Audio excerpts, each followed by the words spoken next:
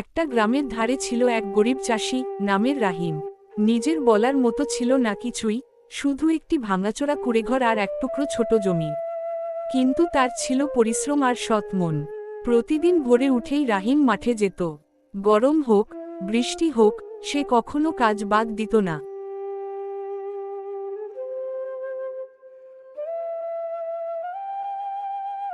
কিন্তু মাটির ফলন ছিল কম, আর জমিটুকুও বড় নয়, তাই বছরের শেষে তার সংসারে অভাব লেগেই থাকত।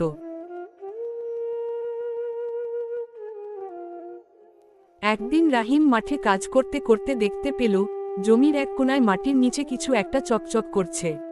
সে খুঁড়ে দেখল, একটা পুরনো পিতলের হাড়ি। হাড়ির ভেতরে সোনার মুদ্রা।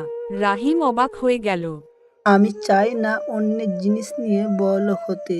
আমি চাই এইটা মোড়ল মশাইয়ের হাতে তুলে দেয়। এই জিনিস যার তাকে দিয়ে দেবে। আমি যাই। রাহিম হাড়িটা নিয়ে গ্রামের মোল্লের কাছে গেল।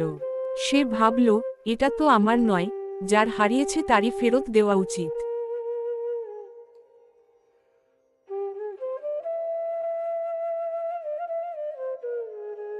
মোড়ল মশাই, এই হাঁড়িটা আমার জমির মধ্যে পেয়েছি।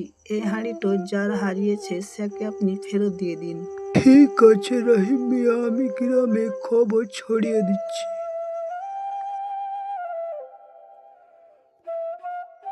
মোল্ল খবর ছড়িয়ে দিল আর কয়েকদিনের মধ্যে চিহ্নিত হল।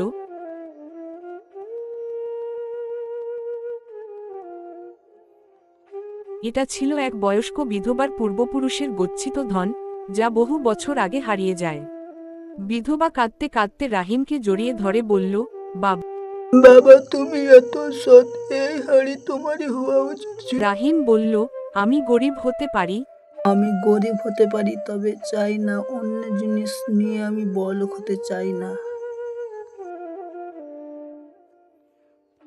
বিধবা জোর করেই তাকে কয়েকটি সোনার মুদ্রা দিয়ে বলল, এইটুকু নিয়েই আমার আশীর্বাদ রেখো। সেই সোনার টাকায় রাহিম নিজের জমি একটু বাড়ালো, নতুন বীজ কিনল। পরের বছর তার মাঠের ফলন সবচেয়ে ভালো ফসল। গ্রামের সবাই বলল, পরিশ্রম আর সততা কখনো ব্যর্থ হয় না। রাহিম মাথা নিচু করে শুধু হাসল। সত্যিই, সে আর গরিব রইল না, কিন্তু তার মনের দানদারিত্বটাই ছিল সবচেয়ে বড়।